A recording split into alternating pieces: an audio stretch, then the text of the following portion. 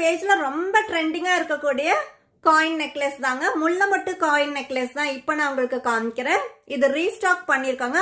அந்த அளவுக்கு இது டிமாண்டான ரொம்ப ஃபாஸ்ட் மூவிங்கான ஒரு கலெக்ஷன் தான் இப்ப நீங்க பாத்துட்டு இருக்கீங்க.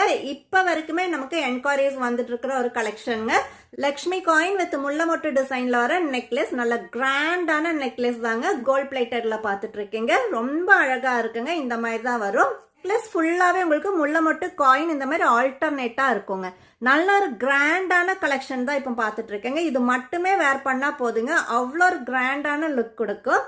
வித் பேக் செயினோட வந்திருக்கு. ரொம்ப அழகான ஒரு கலெக்ஷன். ஆக்சுவலி இதுல பென்டென்ட் பார்க்கும்போது உங்களுக்கு 10 லக்ஷ்மி காயின்ஸ் வந்திருக்கு.